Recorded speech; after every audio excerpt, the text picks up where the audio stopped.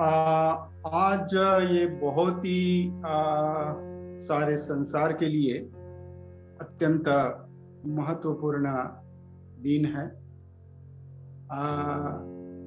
बुद्ध के जीवन से संबंधित 3 बातों को लेकर ये सालगिरह है। वर्ष का एक दिन है जिस दिन उनके जीवन से संबंधित ऐसे महत्वपूर्ण 3 घटनाएं घटी है, और उस उपलक्ष्य में हम यहाँ इकट्ठा हुए हैं। और लगभग सारे संसार में आज बुद्ध जयंती मनाई जाती है, याद की जाती है, बुद्ध को याद किया जाता है। और विशेष तौर पर मैं ये कहूँ तो पारंपरिक तौर पर तो अनेक देश के लोग तो याद करते ही होंगे, लेकिन त्रिरत्न बौद्ध महासंघ के माध्यम से निश्चित तौर पर हम भारतीय, ऑस्ट्रेलिया, न्यूजीलैंड, अमेरिका और यूरोप में ढेर सारे देश, इन सारे देशों में आज बुद्ध जयंती मनाई जा रही है, याद किया जा रहा है। जब हम कहते हैं कि बुद्ध जयंती मनाई जा रही है तो ये बड़ा हर्षोल्लास का बात होता है, ऐसा लगता है। तो विद्यमान जो माहौल है वह खुशी का माहौल नहीं है, हर्षोल्लास का माहौल नहीं है।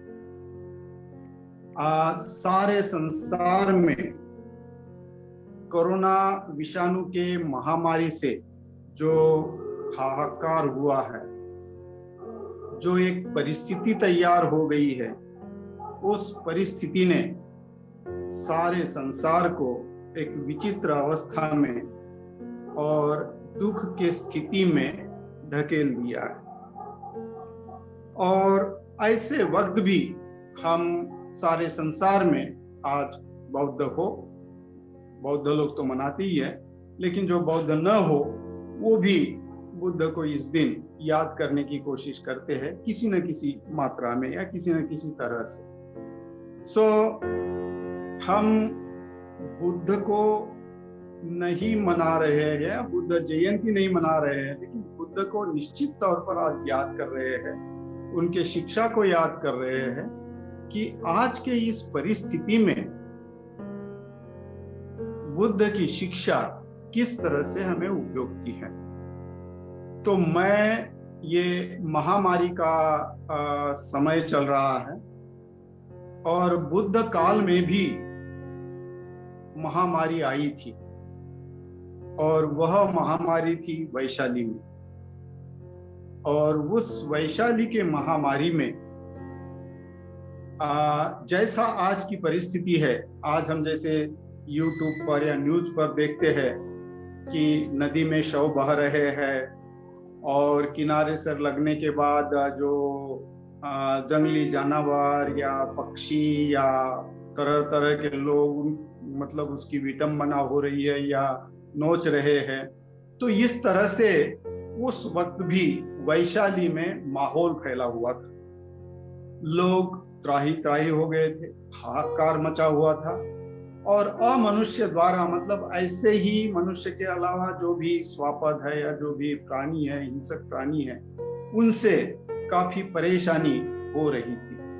तो ऐसे महामारी के वक्त भी बुद्ध वैशाली में गए, और वैशाली में जाकर उन्होंने जो देशना दी जिसका नाम है रतन सूत्र। तो मैं अपने मुख्य बात को शुरुआत करने के लिए, या जो विषय है आज का, कि बुद्ध जयंती का क्या महत्व है। बुद्ध जयंती के महत्व के तौर पर, इस विषय के तौर पर आज का ये प्रवचन रखा गया है। तो बुद्ध जयंती के महत्व को देखने के पहले, इस मुख्य विषय को देखने के पहले, हम जो बुद्ध ने महामारी में जाकर वैशाली में लोगों को सांत्वना दी और लोगों को आश्वस्त कराया, और जो सुत्त का उन्होंने पठन किया या बताया या देशना दी, वो जो सुत्त अभी आप उपलब्ध है हमारे पास, तो उस सुत्त का मैं पठन करना चाहता हूं और उस पठन से ही प्रवचन शुरू हो रहा है, ऐसा आप समझिए। तो वो बुद्ध की देशना है। उस सुत्त को महापरित्राण पाठ मतलब दुख निवारण के लिए भी पढ़ा जाता है। बाबा साहब ने विशेष तौर पर बौद्ध पूजा पाठ करके जो छोटी सी पुस्तिका लिखी, किताब लिखी, उसमें उस सुत्त का उल्लेख भी है। तो हम बुद्ध की इस देशना का इस महामारी में, जिस वक्त वैशाली में महामारी थी तो बुद्ध ने यह देशना दी थी, तो आज की इस महामारी में हम उसी देशना के साथ जो भी इस महामारी के कारण इस संसार को छोड़कर चले गए उनको श्रद्धांजलि भी, और जो यहाँ उससे पीड़ित है उनको सांत्वना मिले, उसके लिए भी यह सुत्त महत्वपूर्ण है। इस सुत्त में बुद्ध, धम्म और संघ, यह जो 3 रत्न है, यह 3 रत्न अत्यंत सर्वश्रेष्ठ है। तो इन 3 रत्नों के गुण बुद्ध ने बताए उन महामारी के दरमियान, और यही 3 रत्न के शरण ही तुम्हें इस महामारी से मुक्ति दिला सकते हैं या सांत्वना दिला सकते हैं, ऐसी ये स्थिति है। तो आइए, जिन्हें भी आता हो, सभी तो म्यूट है, फिर भी आप मेरे साथ कह सकते हैं। तो एक वलय जो है, जो मैं देख रहा हूँ कि एक केरल से लेकर राजस्थान तक, दिल्ली तक जो लोग जुड़े हुए हैं, और बंगाल से लेकर इधर भी लोग जुड़े हुए हैं, तो सारे भारतवर्ष से हमारे एलुमनाई जो है, एक इक्का दुक्का क्यों ना हो लेकिन जुड़े हुए जरूर है। तो यह जो इस सुत्त की जो एक कंपन है वो सभी लोगों तक पहुंचे और सभी लोगों को इससे सांत्वना मिले, यह मन में भाव रखते हुए हम इस सुत्त का पठन करें।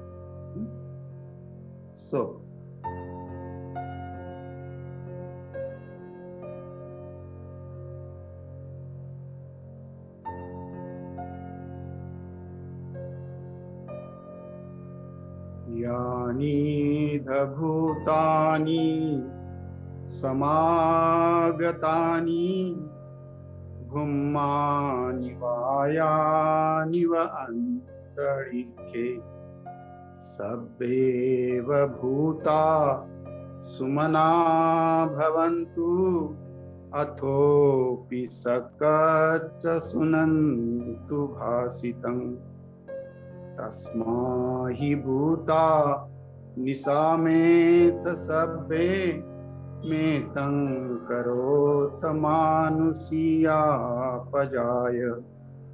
दीवाचरतो च हरन्ति ये बलि तस्मा हि नेरखत अपमत्ता यं किंचिवित्तं यिधवाहुरं वा सग्गे सुवायं रतनं पणितं नानो समंगति तथागतेन इदम्पि बुद्धेरतनं पणितं एतेन सच्चेन सुवति होतु खयं विरागं अमतं पणितं यदज्जगासक्य मुनि समाहितो न तेन धम्मेन समाधि किंचि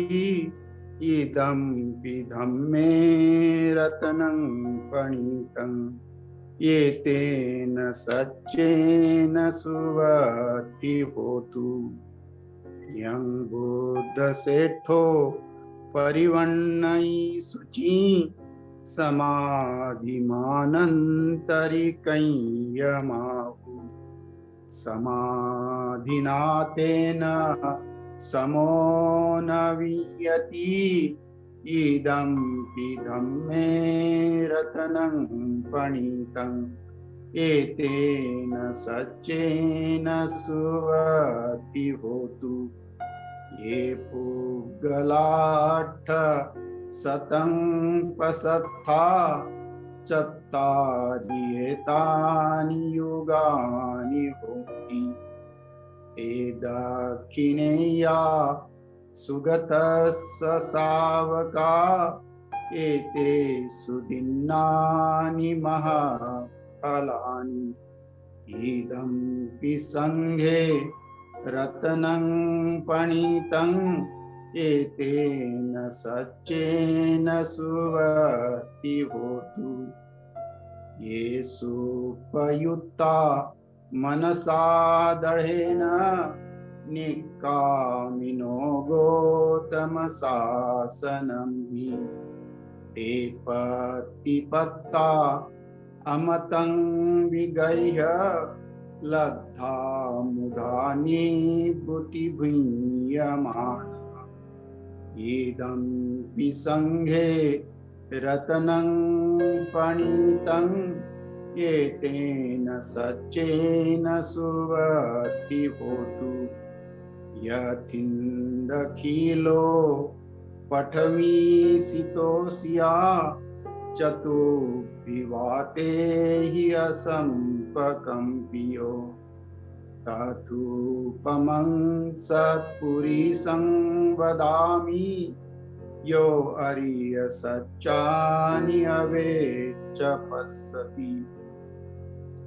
इदं पि संघे रत्नं पणितं एतेन सच्चेन सुवति होतु। ये अर्य सच्चानि विभावयन्ति गम्भीरपय्येन सुदेशितानि।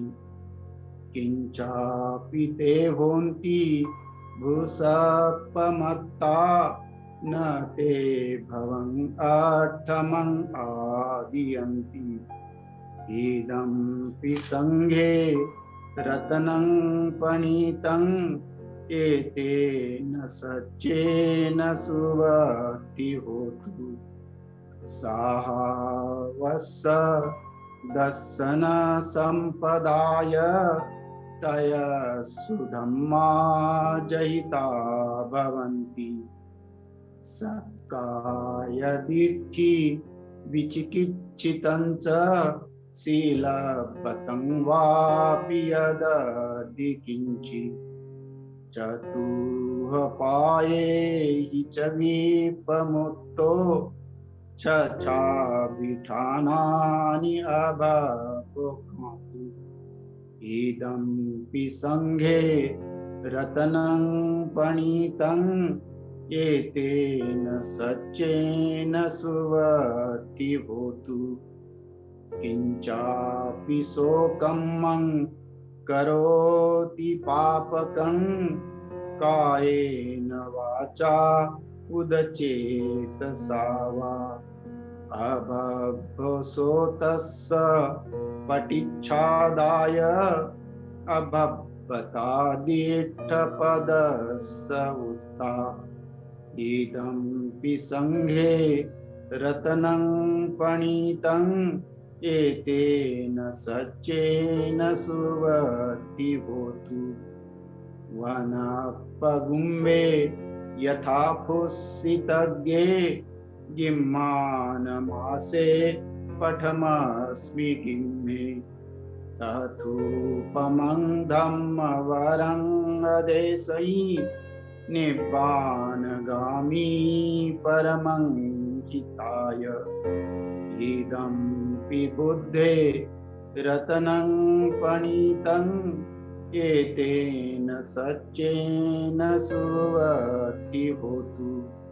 वरो वरयु वरदो वराहरो अनुत्तरो धम्मवरं अदेशै। इदं पि बुद्धे रत्नं पणितं एतेन सच्चेन सुवति होतु। क्षीणं पुराणं नवनाथि संभवं विरत चित्ता आयति के भवस्मि देखी न बीजा अभिरुणीह छंदा निबन्ति धीरा यथायं पदीपो इदं पिसंगे रत्नं पणितं एतेन सच्चेन सुवर्ति होतु यानि भूतानि समागतानि भूमानि वायानि वान्तरिक्षे तथागतं देव मनुस्सपूजितं बुद्धं नमस्तामसुवर्ति होतु यानि भूतानि समागतानि भूमानि वायानि वान्तरिक्षे तथागतं देव मनुस्सपूजितं धम्मं नमस्तामसुवर्ति होतु यानि भूतानि समागतानि भूमानि वायानि वान्तरिक्षे तथागतं देव मनुस्सपूजितं संगं नमस्तामसुवर्ति होतु।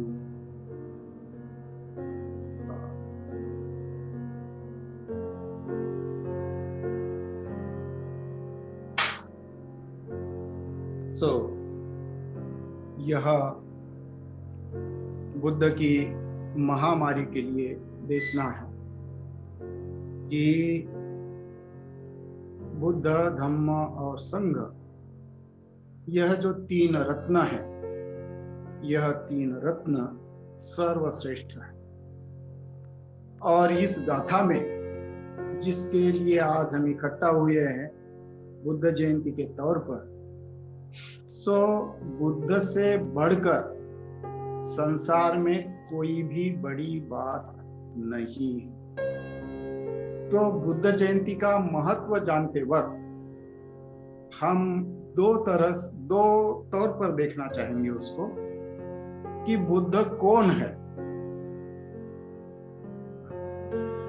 और बुद्ध हमारे लिए, जो बौद्ध कहलाते लिए, उनके लिए ही नहीं, तो सारे संसार के मानवों के लिए, इंसानों के लिए क्यों महत्वपूर्ण है। तो इस तरह से यदि हम इस बात को देखते हैं तो बुद्ध जयंती का महत्व हमारे ध्यान में आ सकता है कि बुद्ध जयंती केवल बौद्धों के लिए ही नहीं, तो संसार के समस्त इंसानों के लिए, मानव समाज के लिए महत्वपूर्ण है और उसका महत्व है, और सभी ने उस महत्व को ध्यान में लेना चाहिए। कोई अपने अपने तौर पर न लेता हो तो उनकी बात है, लेकिन उसको हम देखने की कोशिश करें। तो जैसा मैंने अभी शुरुआत की थी, तो यदि बुद्ध जो है, बुद्ध से बढ़कर इस अस्तित्व में दूसरा कोई भी श्रेष्ठ नहीं है, कोई भी बड़ा नहीं है। बुद्ध स्वयं इस रतन सूक्त में यही बात कहते हैं, और वह कहते हैं यं किंची वित्तं इधवाहुरं वा सग्गे सुवायं रतनं पणितं ननो समं अत्थि तथागतेन इदं पिबुद्धे रतनं पणितं। जितना भी धन है, वो कितना भी प्रकार का धन हो, या उस वक्त के लोग जो भी स्वर्ग मानते होंगे कि स्वर्ग में जो भी सबसे उत्तम रत्न हो, वो रत्न भी हो, फिर भी वो तथागत की बराबरी नहीं कर सकता। ननो समं अत्थि तथागतेन, वो तथागत की बराबरी नहीं कर सकता, तथागति के बराबर का नहीं है। बुद्ध रत्नं पणितम, ऐसे सर्वश्रेष्ठ बुद्ध रत्न है। और इस तरह से, और एतेन सच्चेन सुवत्ति होतु, यह सत्य है, इससे तुम्हारा जय मंगल हो, इस सत्य से तुम सुखी हो, ऐसा यहां कहा गया है। तो हम उस बुद्ध को महत्ता जानने के लिए आज हम यहाँ इकट्ठा हुए हैं, और आप मुझे सुनने की कोशिश कर रहे हैं। तो हम फिर से, आप लोगों को पता भी हो, फिर भी हम उसको याद करने की कोशिश करेंगे, फिर से उसको क्या रिवीजन करने की कोशिश करेंगे, दोहराने की कोशिश करेंगे, ताकि हम अच्छी तरह से पक्के हो जाए उसमें। तो जैसा कि मैंने कहा कि ज्यादातर सुनने वाले जो दिखे मुझे, वह अपने नागार्जुन के प्रशिक्षणार्थी, नागार्जुन प्रशिक्षण संस्था के, और कुछ अन्य भी लोग हैं। तो सभी के लिए यह उचित होगा कि बुद्ध कौन है। तो खैर, उसके लिए यदि आपको और भी ज्यादा जानना हो तो हु इज बुद्ध करके पूज्य उर्गेन संघरक्षित ने बहुत बड़ी किताब लिखी है, तो आप उस किताब को पढ़ सकते हैं। लेकिन मैं संक्षिप्त में बताना चाहूं तो मैं इतना ही कहूंगा कि बुद्ध, जैसा इस गाथा में कहा, सर्वश्रेष्ठ अस्तित्व है। लेकिन बौद्धों के अलावा अन्य लोग जो है सर्वश्रेष्ठ किसको मानते हैं?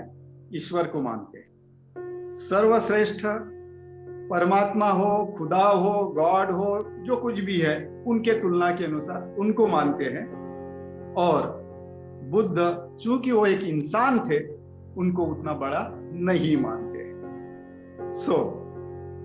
यह मुद्दा यह है कि पाली ग्रंथ की यदि बात माने तो पाली ग्रंथों के अनुसार हम यह देखते हैं कि ब्रह्मा भी बुद्ध के पास हाथ जोड़कर विनंती करने लगे कि भगवान, तुम मानव जाति को ज्ञान बताओ, अन्यथा मानव जात अंधकार में और पता नहीं कितने दिन तक या कितने कल्पों तक दुखी रहेगी। हाथ जोड़कर ब्रह्मा बुद्ध के सामने नतमस्तक होकर कहते हैं कि भगवान, देश न दीजिए।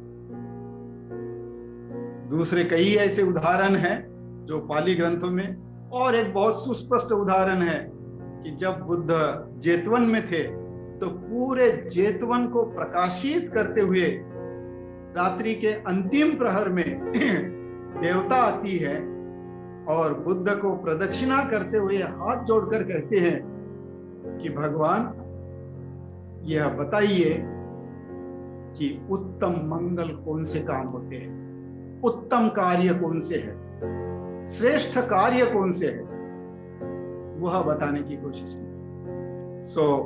बौद्ध परंपरा के अनुसार, बौद्ध ग्रंथों के अनुसार बुद्ध से बढ़कर कोई नहीं है, बुद्ध सर्वज्ञानी है। और जो भी ये देवी देवता, ब्रह्मा, अमुक तमुक, ये सब है, ये सारे अज्ञानी हैं। तो इस तरह से परम ज्ञानी, जिसका कोई बराबरी नहीं कर सकता, ऐसा सर्वोत्तम, सर्वश्रेष्ठ, अनुत्तर, ऐसे बुद्ध है। अब खैर, हम बौद्ध हैं और इसलिए हम ऐसा कहते होंगे, वो बात अलग है, ऐसा भी लगता होगा किसी को।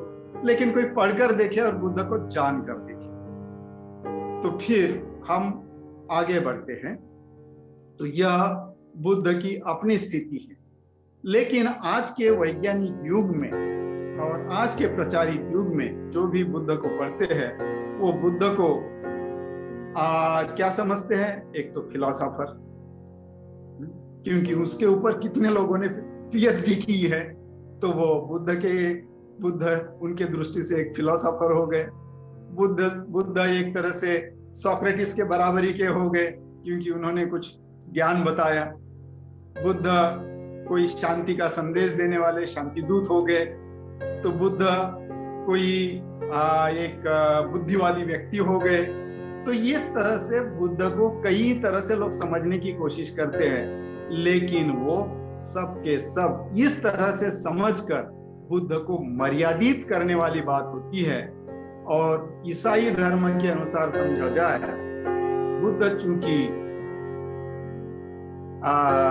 इंसान थे, तो ईसाई धर्म के अनुसार वो पवित्र पापी है, क्योंकि हर कोई इंसान जो है वो पापी है और सबके पाप मुक्त करने के लिए यीशु आया है और गॉड है। तो इसलिए उनको शरण गए बगैर पाप मुक्त नहीं होंगे, लेकिन जो कोई भी अच्छा काम करता है वो पवित्र पापी कहलाता है। तो उनके तुलना में बुद्ध एक इंसान है, लेकिन अच्छे इंसान है, वो पवित्र इंसान है ऐसा, लेकिन फिर भी वो पापी है। तो इस तरह से बुद्ध को समझने वाले कई तरह से कई लोग समझते हैं, लेकिन ये सारी गलत मान्यताएं हैं। जो भी संसार में ज्ञान प्रचारित हुआ, वो सारा का सारा ज्ञान बुद्ध के बाद प्रचारित हुआ। बुद्ध के पहले कोई ऐसी ज्ञान की बात नहीं थी। और संसार के जितने भी धर्म है, जितने भी पंथ है, जितनी भी बातें हैं, वह सारी बातों ने बुद्ध के शिक्षा को किसी न किसी तरह से अपने अंदर आत्मसात करने की कोशिश की है, उसको अपने अपने विचारधारा में फिट करने की कोशिश की है। तो आइए बुद्ध के महत्ता को जानते हैं कि बुद्ध ने महत्वपूर्ण काम कौन सा किया। बुद्ध ने महत्वपूर्ण ये काम किया कि सत्य ढूंढ कर निकाला। संसार में सत्य क्या है? बुद्ध के पहले ढेर सारे परिव्राजक, ढेर सारे ऋषि मुनि, ढेर सारे, फिर वो पाश्चिमात्य में सोक्रेटियस हो, कन्फ्यूशियस हो, ये हो, वो हो, ढेर सारे लोग हैं। बुद्ध के लगभग समकालीन या आगे पीछे के लोग हैं। तो इन सारे लोगों ने यह देखने की कोशिश की, समझने की कोशिश की कि संसार कैसा चलाया जाता है, लोग क्यों दुखी हैं, ये ऐसा क्यों होता है, ये वैसा क्यों होता है, और अपने अपने तौर पर मनगढ़ंत रचनाएं उन्होंने की।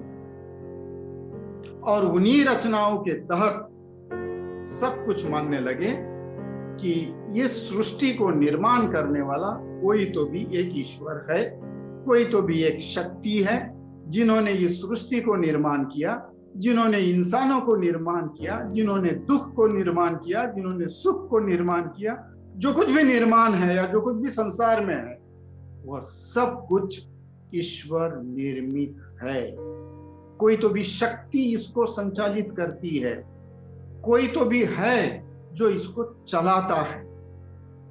फिर कोई उसको परमात्मा कहे, ईश्वर कहे, गॉड कहे, अल्लाह कहे, जो कुछ भी नाम देने हो वो नाम देते जाइए। तो इस तरह से संसार में यह सब बातें थी और लोग दुखी थे। आज भी महामारी है, आज भी लोग दुखी हैं और आज भी लोग वही समझने वाले हैं। मैंने कल 2-3 दिन पहले ही एक यूट्यूब पर एक बात देखी कि कोई तो भी कोरोना देवी का मंदिर तैयार हो गया है और कोरोना की बीमारी को नष्ट होने के लिए उस मंदिर में पूजा चल रही है। शायद साउथ इंडिया की बात है। तो वहां कोरोना देवी का मंदिर तैयार हो गया। गए साल 9 दिन के लिए बिहार में कोरोना देवी की पूजा हुआ करती थी, ये भी हमने देखे हैं। ढेर सारी एनडीटीवी पर इधर उधर ढेर सारी बातें जो है हम देखते रहे थे। तो आज भी इस वैज्ञानिक युग में भी यह बताया जाता है कि सब कुछ नियंत्रित करने वाला कोई तो भी है, कोई ईश्वर है, कोई देवता है, कुछ है। हम तो कठपुतलिया है और हमारे सारे सुख दुख उसके हाथ में है। हमारा मृत्यु, हमारा जीवन, हमारा जन्म, सब कुछ उसके हाथ में है। तो यह मान्यता आज भी संसार में बड़े पैमाने पर थी और उस वक्त भी बुद्ध के काल में भी थी। लेकिन बुद्ध के काल में और भी कुछ बातें थी। तो बुद्ध ने यह अनुभव किया, जैसे हम पाली ग्रंथों में पढ़ते हैं, आप लोगों ने भी पढ़ा होगा, बहुत अच्छी तरह से पढ़ा होगा इस बात को। हमने यह देखा है कि बुद्ध ने 4 दृश्य देखे। बूढ़ा आदमी, रोगी आदमी, मृत आदमी और परिव्राजक आदमी, 4 तरह से देखा और उसको समझाया गया। उस वक्त सिद्धार्थ थे, तो सिद्धार्थ को समझाया था, वो राजपुत्र थे, उनको समझाया गया कि ऐसा होता ही है और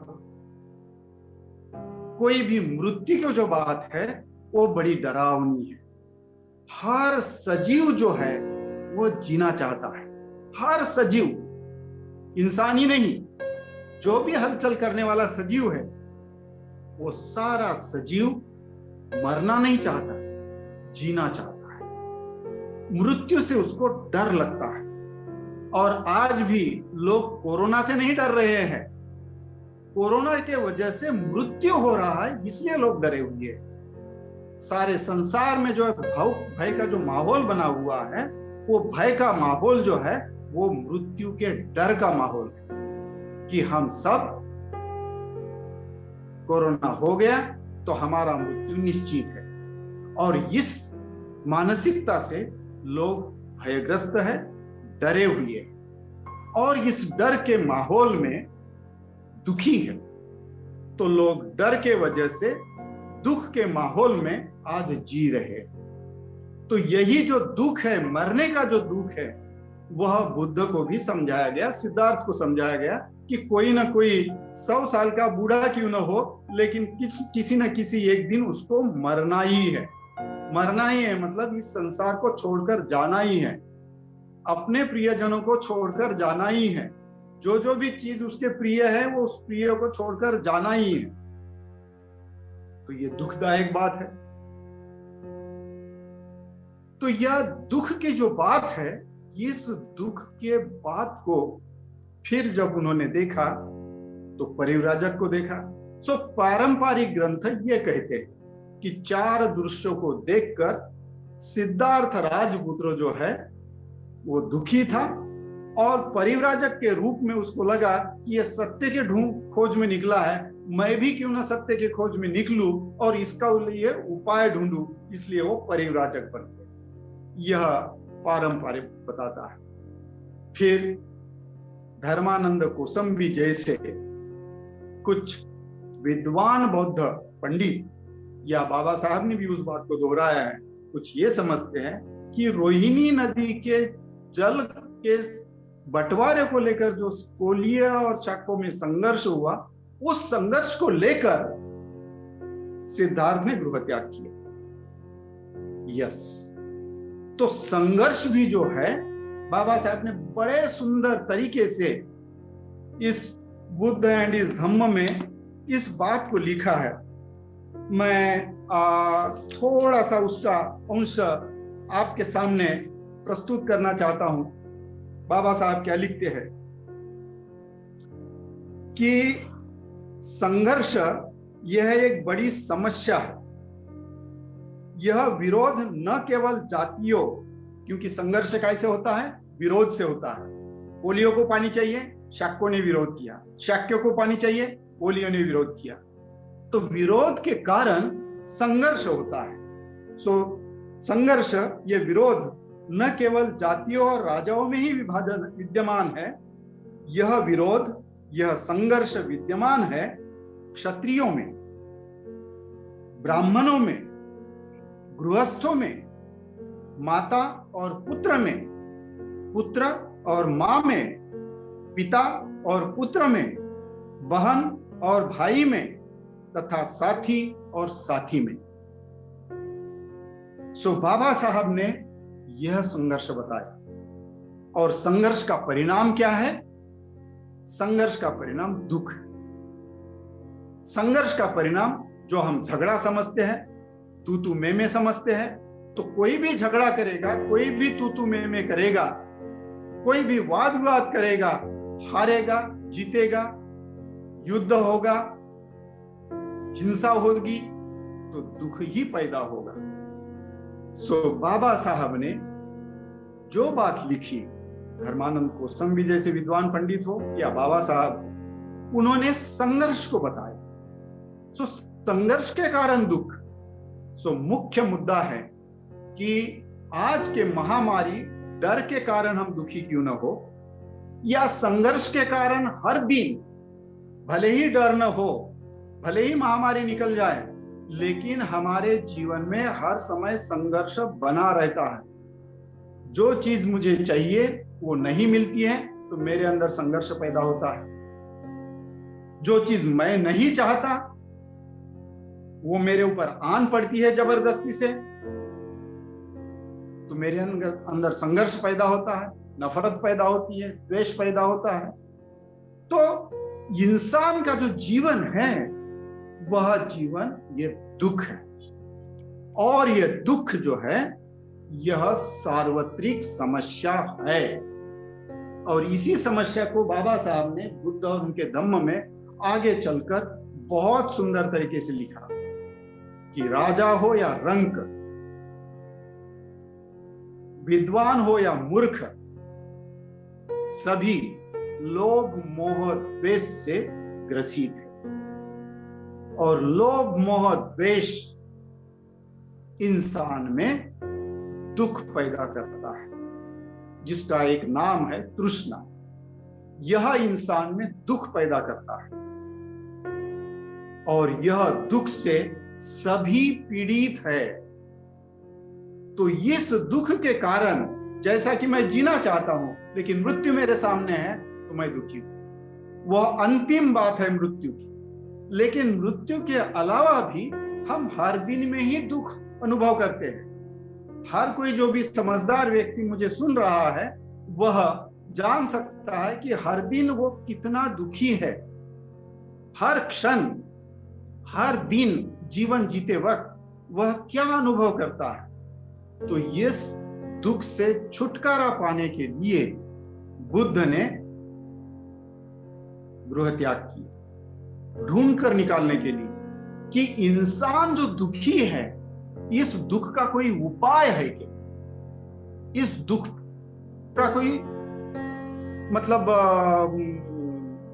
कोई मिल सकता है क्या कि जिसके माध्यम से मैं इस दुख से मुक्त हो सकूं, मैं सुख से जीवन जी सकूं। और कोई भी इंसान जो है वह यदि जीवन में चाहता है तो सुख चाहता है।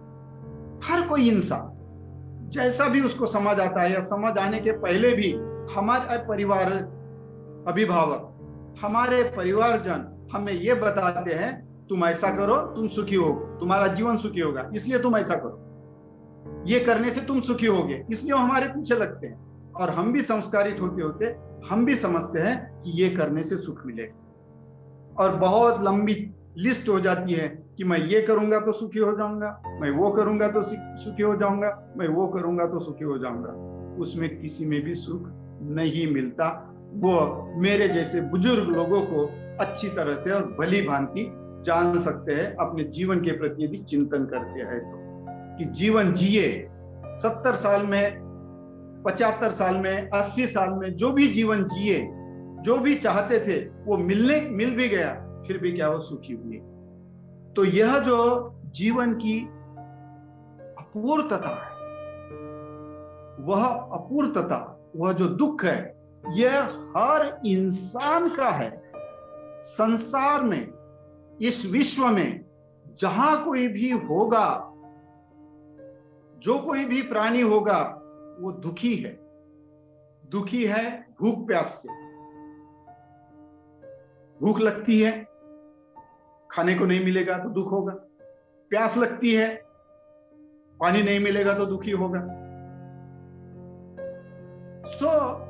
इंसान ये स्वाभाविक जरूरतों के वजह से भी दुखी। तो इंसान ही दुखी नहीं है, सारे सजीव दुखी। सो बुद्ध ने यह जानने की कोशिश की, सिद्धार्थ ने यह परिव्राजक बनकर जानने की कोशिश की, पहला व्यक्ति संसार में, कि इंसान की मूलभूत समस्या क्या है? दुख है। और यह इंसान की मूलभूत समस्या दुख है, और इस मूलभूत समस्या का समाधान ढूंढने के लिए सिद्धार्थ ने गृह त्याग किया। वो फिर पारंपरिक उदाहरण हो या फिर रोहिणी का संघर्ष हो, उससे कोई फर्क नहीं पड़ता, लेकिन मूलभूत मुद्दा है कि इंसान या प्राणी दुखी है, और इस दुख के मूलभूत समस्या को, क्योंकि इंसान समझदार है, वो जानता है, इसलिए मानव जीवन की मूलभूत समस्या जो है वो दुख है। और दुख से मुक्ति पाने के लिए कौन सा उपाय हो सकता है, वह ढूंढने के लिए सिद्धार्थ ने गृह त्याग किया। और हम सभी जानते हैं कैसी तपस्या हुई, क्या हुआ, ढेर सारी बातें। तो सिद्धार्थ का गृह त्याग इंसान के मूलभूत समस्या को ढूंढने के लिए था, कि उस मूलभूत समस्या का समाधान क्या हो सकता है। वह समाधान बुद्ध ने बुद्ध बनने के बाद निकाला। सिद्धार्थ ने जो भी प्रयास किया, उस प्रयासों के तहत उनको वह मिला, और वह जो मिला वही जिसको हम कहते हैं सत्य। वही सत्य सिद्धार्थ ने ढूंढ के निकाला, कि सिद्धार्थ जब बोधि वृक्ष के नीचे बैठे, अपनी ध्यान साधना में एकाग्र हो गए, मन को पूरी तरह से एकाग्र किया, एकाग्रता की परमोच्च अवस्था को साध्य किया, और उस एकाग्रता के परमोच्च अवस्था में जब चिंतन किया कि तपस्या करके भी दुख का समाधान नहीं मिलता, कई गुरुओं से, वो डिटेल में आप पढ़ लीजिएगा, उसकी कोई, बाबा साहब, मेरा ये सुझाव रहेगा सभी को कि बाबा साहब का ये भगवान बुद्ध और उनका धर्म, यह ग्रंथ प्लीज आप बार बार पढ़िए और समझने की चेष्टा कीजिए। बहुत ही सुंदर तरीके से बाबा साहब ने वहां बातों को स्पष्ट करने की कोशिश की, बहुत ही सुंदर तरीके से। और यदि आपके समझ में नहीं आए तो जो भी धम्माचरण करने वाला व्यक्ति है उसके साथ उसकी चर्चा कीजिए कि भाई बाबा साहब ने ये लिखा, ये मेरे को समझ में नहीं आ रहा है, आप क्या समझा सकते हैं, आपकी क्या समझ है, तो धम्म चर्चा कीजिए। लेकिन बाबा साहब का ये बुद्ध और उनका धर्म जो उन्होंने अपने जीवन के अंतिम क्षण तक बड़े मेहनत से लिखा, उसको पढ़िए और समझने की कोशिश कीजिए।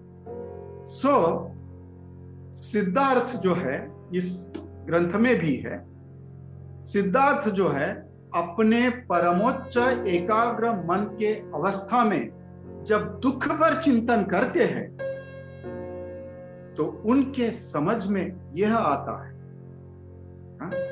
वो जो अंतिम दिन की जो बात है, वैशाख पूर्णिमा के रात्रि की जो बात है कि 3 प्रहर जो होते हैं रात के, उस तो पहले प्रहर में उनको, ऐसा ग्रंथ कहते हैं कि पहले प्रहर में उनको पूर्व निवासानुस्मृति हुई।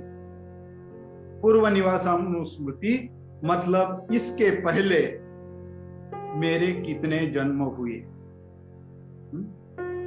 कितने कल्पों तक मैं ढूंढता रहा, कितने कल्पों तक मैं घूमता रहा, कितने कल्पों से मैं दुखी रहा वगैरह। फिर वो उसको कहते हैं पूर्व निवासानुस्मृति।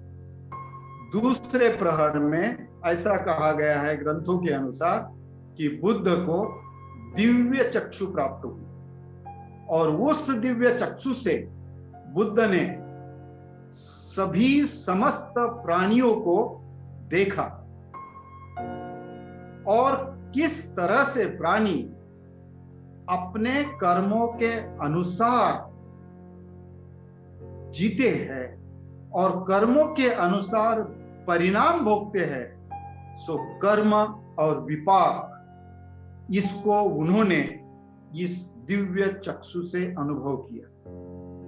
सो इस वैशाख पूर्णिमा के रात्रि के दूसरे प्रहर में सिद्धार्थ ने अपने दिव्य चक्षु से प्राणियों के कर्म और उनके परिणामों को अनुभव किया कि हर प्राणी, हर मनुष्य अपने कर्मों के परिणामों के तहत जी रहा है।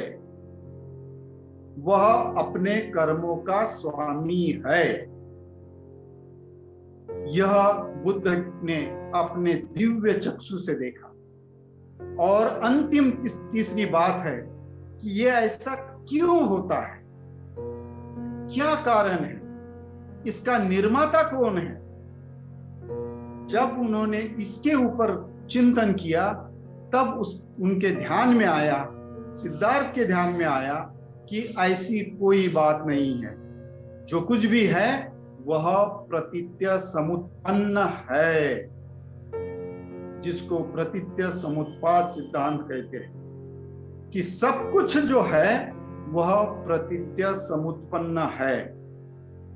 और जब यह तीन बातें उनको उस पूर्णिमा के रात को हुई, पहले पूर्व निवासानुस्मृति, दूसरा दिव्य चक्षु और तीसरी बात प्रतीत्य समुत्पन्न। और इस प्रतीत्य समुत्पन्न के तहत उन्होंने यह देखा कि इस संसार का कोई स्वामी नहीं है, संसार का कोई रचयिता नहीं है, सुख दुख का कोई रचयिता नहीं है। तो सब कुछ जो है कुछ प्रतीत्य समुत्पन्न है। सारे प्रतीत्य समुत्पन्न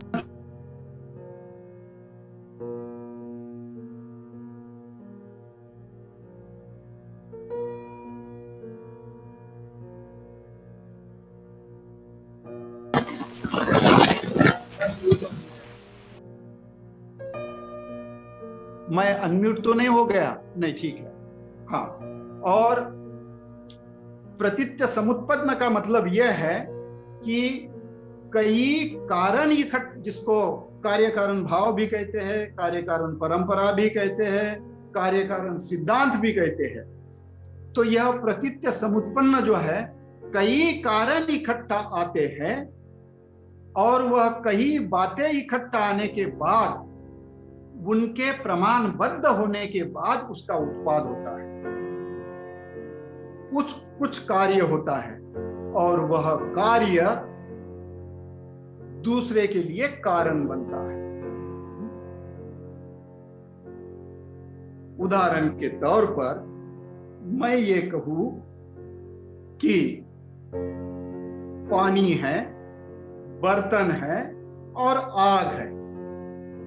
आग पर बर्तन को रखा, उसमें पानी डाला तो पानी आग लगने से उबल गया।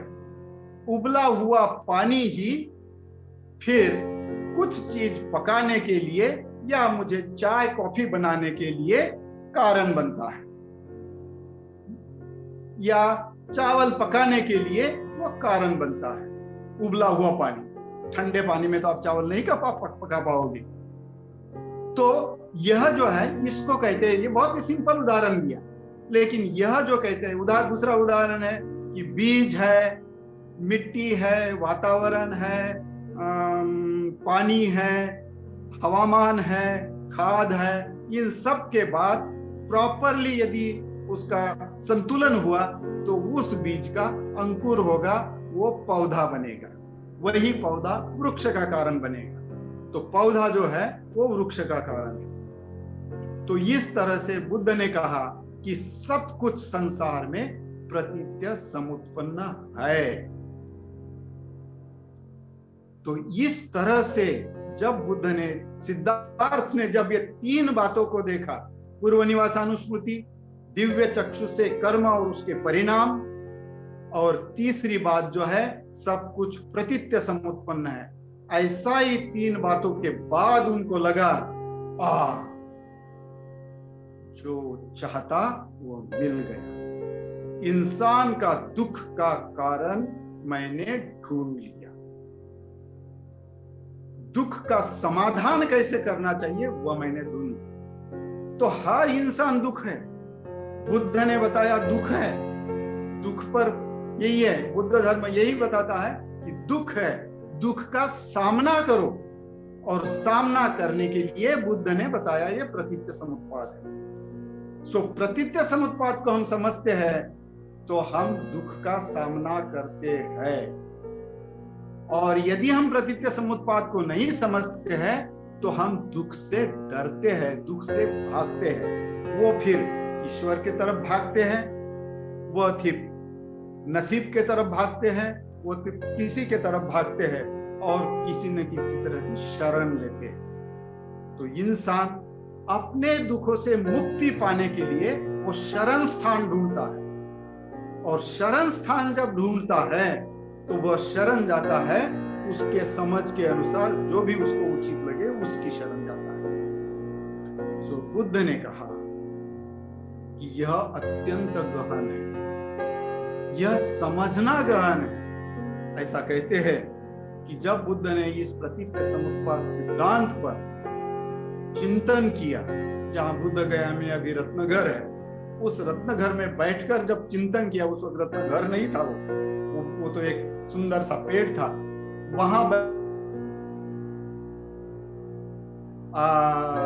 चिंतन किया तो ऐसा कहते हैं कि बुद्ध का उस चिंतन से, उस आलोक से बुद्ध प्रकाशमान हुए और अनेकानेक किरणें जो है, जो पंचशील के 5 रंग है, वह बुद्ध से प्रस्फुटित हुए, प्रकाशित, ऐसा कहा जाता है या ग्रंथों में वर्णित है।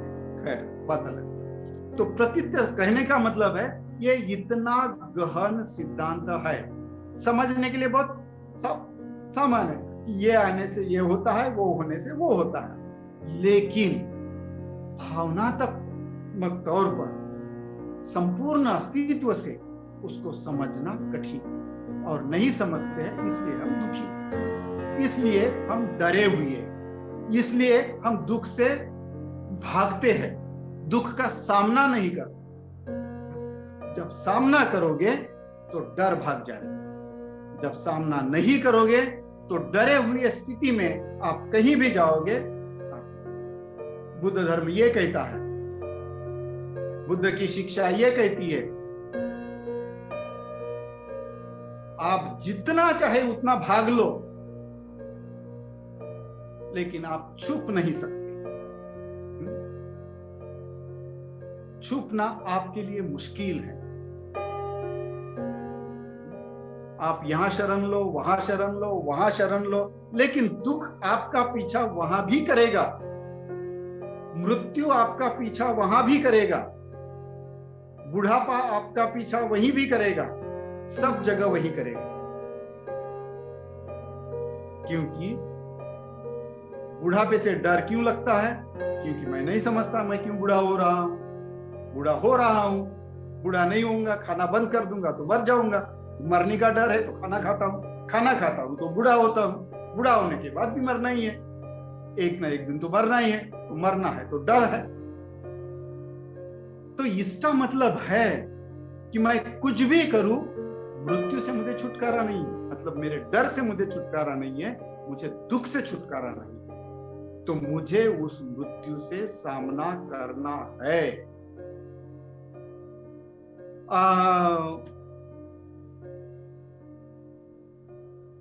महाराष्ट्र एक संत ने, शायद तुकाराम ही होगा ऐसा मुझे लगता है, बहुत अच्छा अभंग है। आपुले मरण पाहिले म्या डोळा, मुक्तीचा सोहळा अनुभवला। जब मैं अपना मृत्यु स्वयं अनुभव कर लेता हूं तो मैं अत्यानंद बन जाता हूं। मेरा आनंद का कोई ठिकाना नहीं रहता, मेरे सुख का कोई ठिकाना नहीं रहता, लेकिन उस मृत्यु को मैं अनुभव नहीं करता।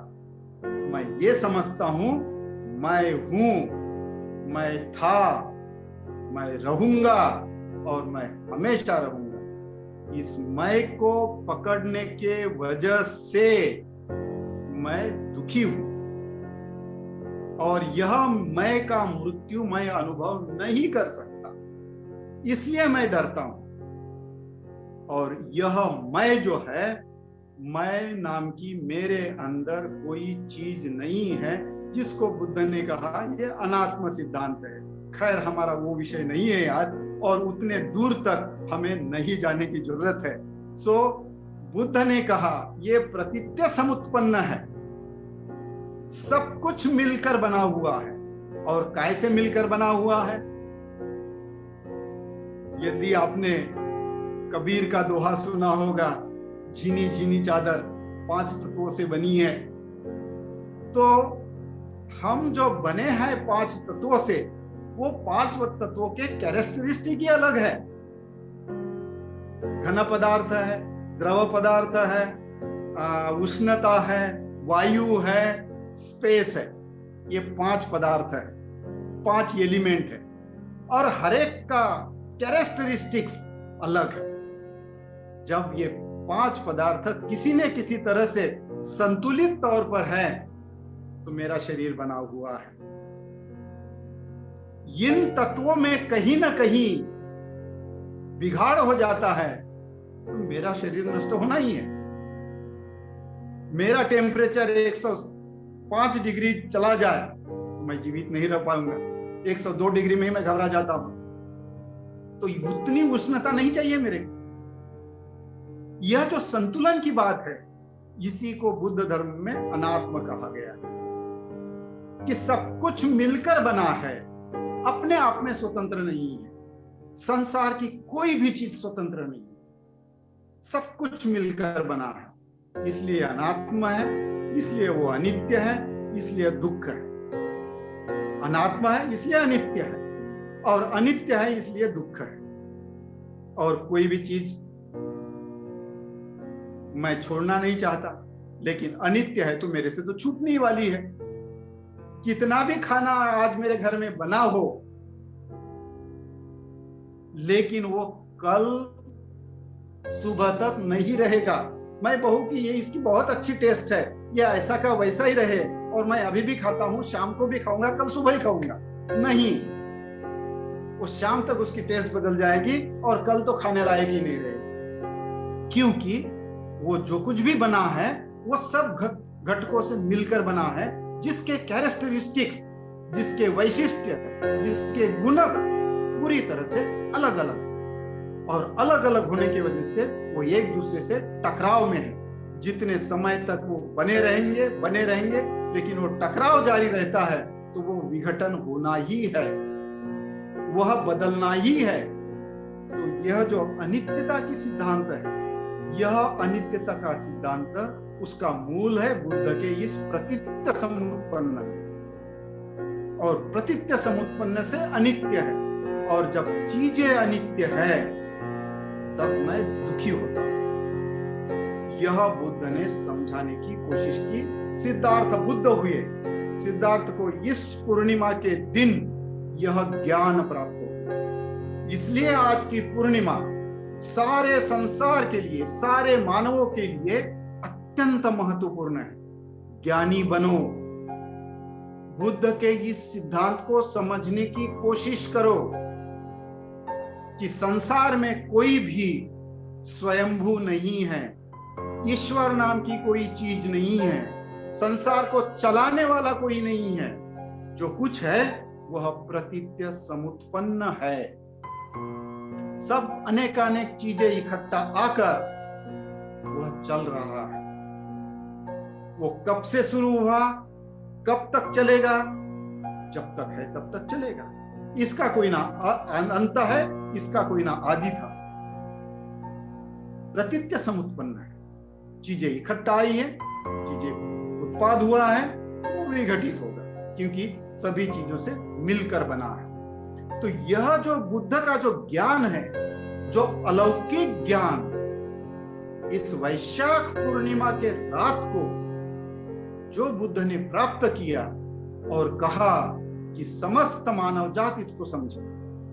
जब बुद्ध के मन में ये शंका हुई कि बाप रे, ये नहीं समझ पाएंगे लोग तो अपने धुन में जी रहे हैं, मैं क्यों बताऊं लोगों को? इसलिए ब्रह्मा सहमपति बुद्ध के सामने हाथ जोड़कर खड़ा हुआ, भगवान आपने जो अलौकिक ज्ञान प्राप्त किया है, कुछ न कुछ लोगों को समझेगा, सभी भले ही न समझे, वो समझेंगे और जानेंगे।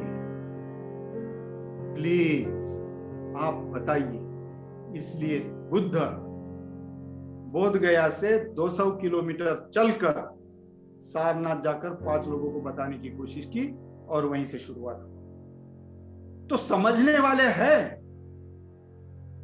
2500 साल से भी ज्यादा साल हो गए हैं, तब से लोग बुद्ध को समझ रहे हैं, जीवन जी रहे हैं, जीने की कोशिश कर रहे हैं, बुद्ध जैसे बनने की कोशिश कर रहे हैं। नागार्जुन, जिन्होंने इस प्रतीत्य समुत्पाद को अपने तरीके से शून्यवाद में परिवर्तित किया और अलग थ्योरी की निर्माण की और सारे लोगों को चुप किया। बुद्ध की इस प्रतीत्य समुत्पाद को, प्रतीत्य समुत्पाद सिद्धांत को सिंहनाद कहा जाता है।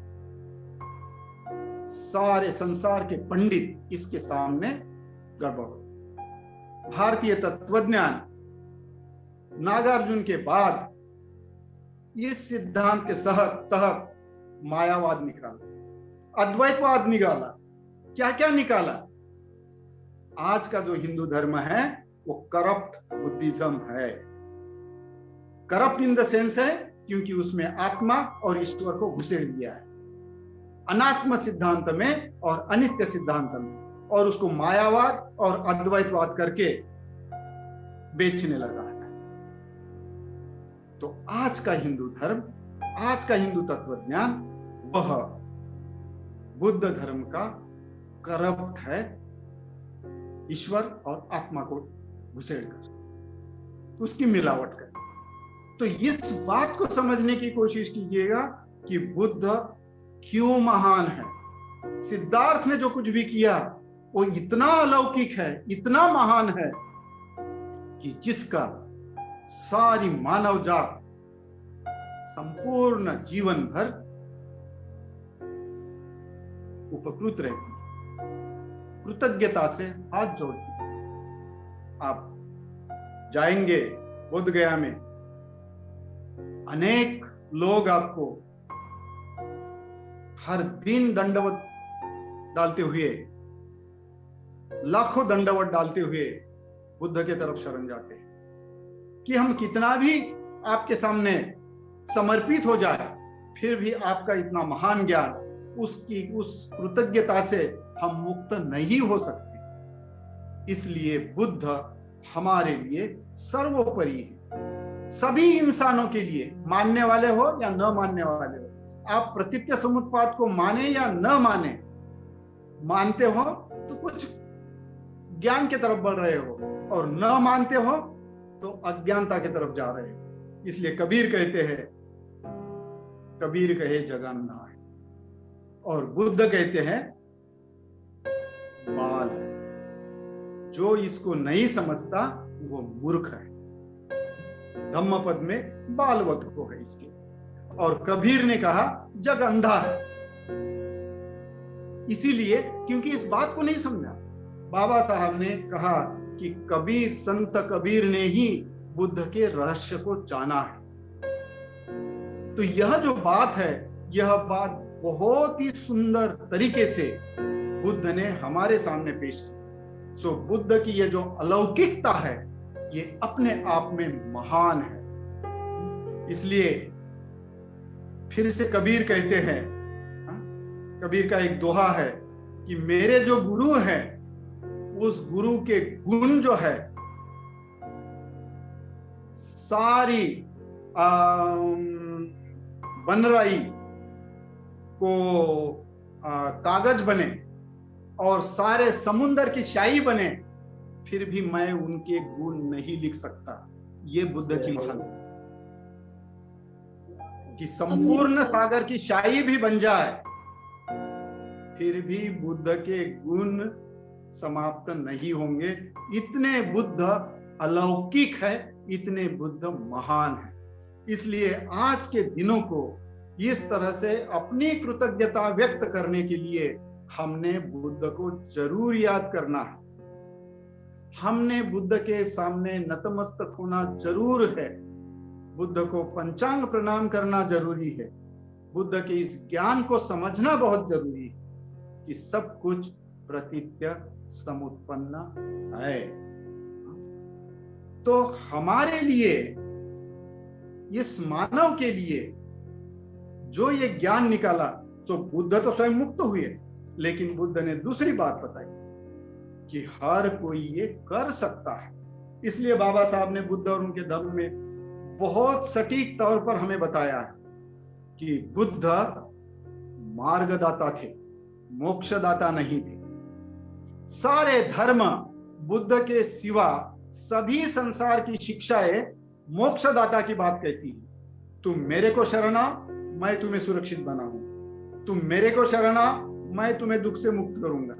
बुद्ध कहते हैं बकवास है, ऐसा हो ही नहीं सकता। हर कोई इंसान अपने कर्मों के परिणामों के तहत जीता है, स्वयं के कर्मों के परिणामों के तहत जीता है। हर कोई इंसान अपने स्वयं के कर्मों का स्वामी है, कोई किसी को मुक्त नहीं करा सकता। सो यह बुद्ध की अलौकिक शिक्षा।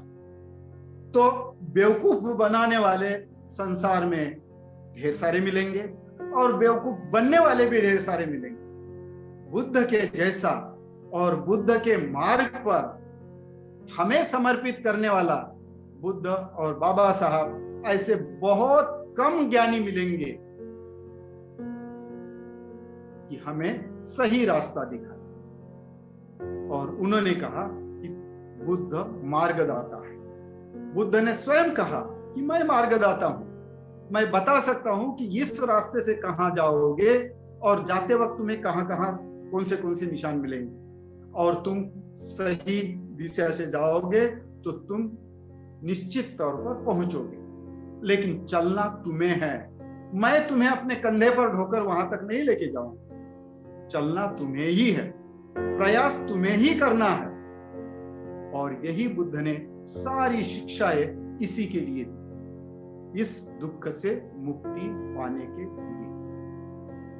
और यह दुख से मुक्ति पाने के लिए ही बुद्ध ये सर्वश्रेष्ठ रत्न है, जिन्होंने अपने उदाहरण से यह स्पष्ट किया कि मैं परम सुखी हो गया। कब परम सुखी हुआ? जब मैंने जाना सब कुछ प्रतीत्य समुत्पन्न है, जब मैंने जाना कर्मों के परिणाम है, मैं कर्मों का स्वामी हूं, यह जानने के बाद ही मैं परम सुखी हुआ। तुम भी इसी सिद्धांत को जानो, तुम भी अपने कर्मों के तहत सुखी बनो और अपने कर्म करते वक्त सुखी बन सकते हो। सो कर्म जो तुम्हें सुखी बना सकते हैं, तुम्हारे ही कर्म तुम्हें सुखी बना सकते हैं। तो बुद्ध ने कहा कि मानव जात जो दुखी है, तो यह जो मानव के लिए जो है, सो बुद्ध ने ये नहीं कहा ये पारलौकिक है, बुद्ध ने कहा ये मानवों के लिए है, तुम्हारे लिए है। तुम दुखी हो तो दुख से मुक्त करने के लिए है। और देखिए कैसे कैसे बुद्ध के काल में भी दुखी लोग थे।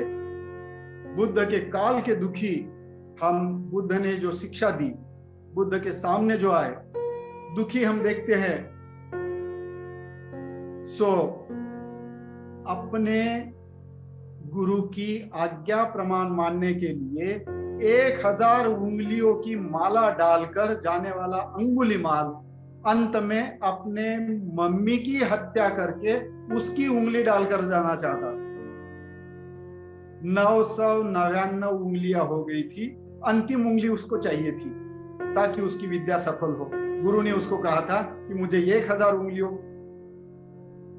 की माला तुम अर्पण कर दो, तो फिर तुम्हें विद्या हासिल होगी, सफल होगी, नहीं तो तुम्हारी विद्या सफल नहीं होगी।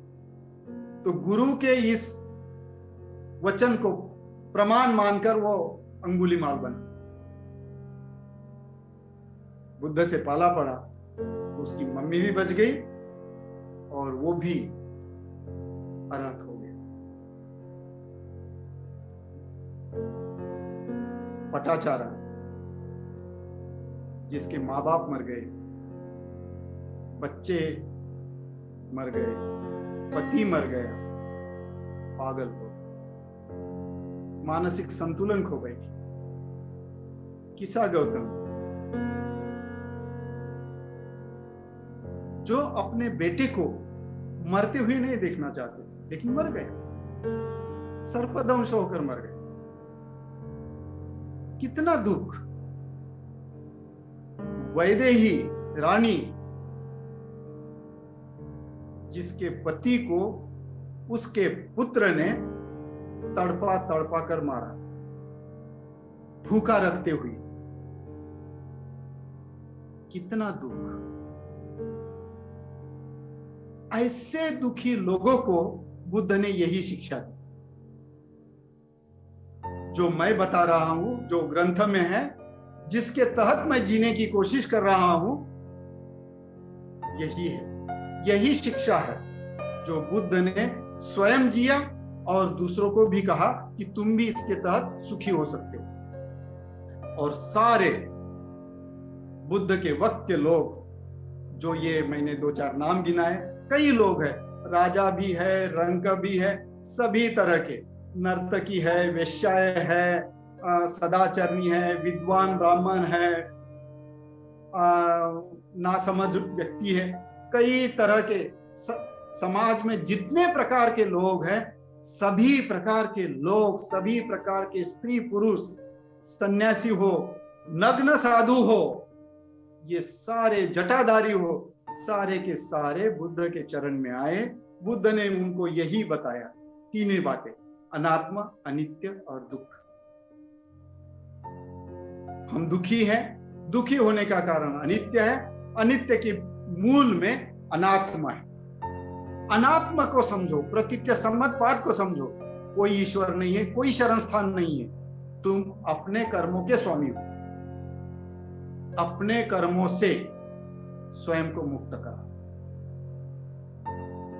सो बुद्ध ने मानव के लिए यह संजीवनी दी। इसलिए हर इंसान के लिए,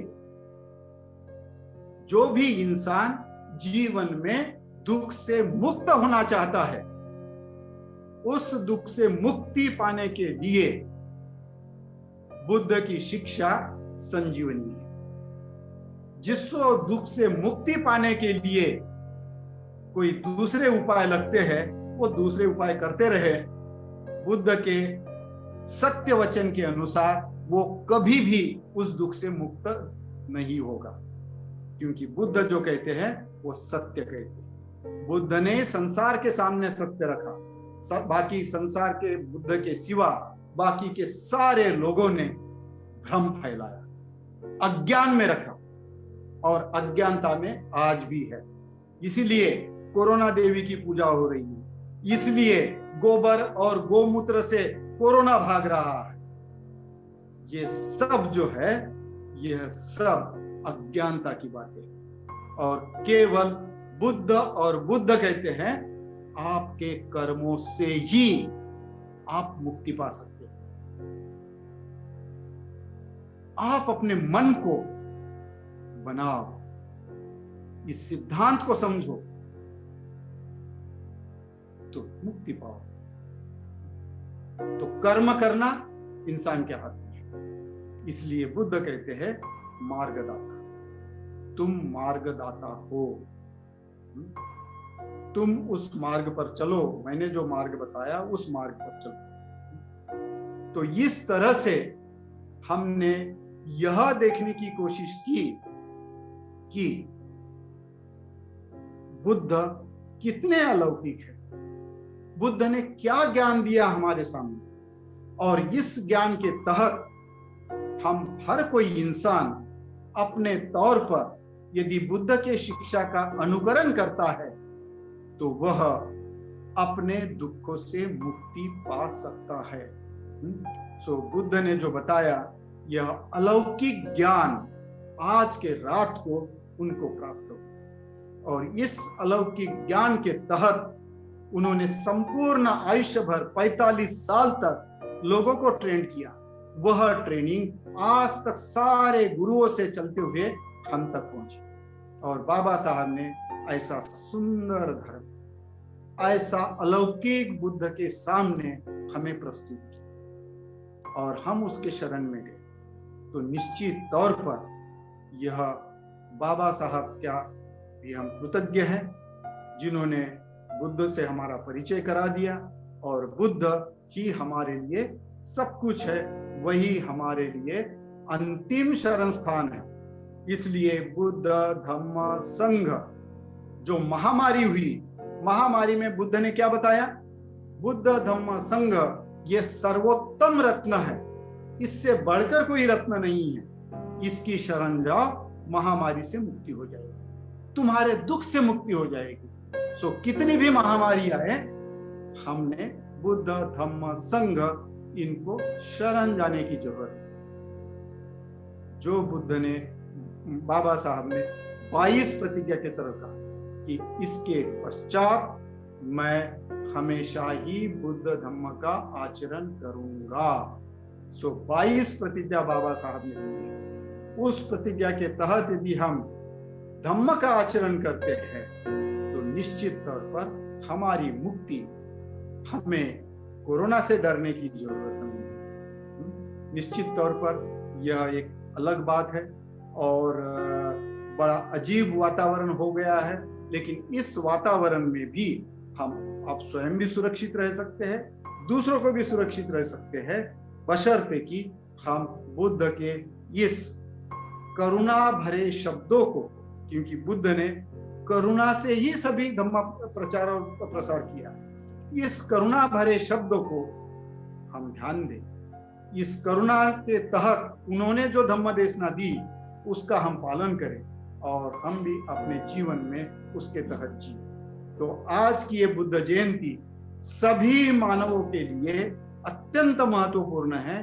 क्योंकि इस दिन बुद्ध को ज्ञान प्राप्त हुआ। वह ज्ञान बुद्ध ने हमें बांटा और बुद्ध ने कहा मैं मार्ग दाता हूं, इस मार्ग पर चलो। बाबा साहब ने कहा यह सर्वोत्तम मार्ग है, इसी से संसार में शांति प्रस्थापित हो सकती है, तुम इसी मार्ग से जाओ और अपना उदाहरण पेश करो। तो हम 22 प्रतिज्ञा का आचरण करें, बुद्ध धम्म संघ को शरण जाए, वही अंतिम शरण स्थान करके हम जीवन आचरण करें। यही बुद्ध ने हमें बताया है और यही हमारा कर्तव्य है और यही बुद्ध जयंती का हमारे लिए अत्यंत महत्व है। तो इस महत्व को समझते हुए मैं अपने आप को यहाँ रुकता हूँ, अपने शब्दों को विराम देता हूँ और आपने मुझे ये जो मौका दिया उसके लिए आप सभी का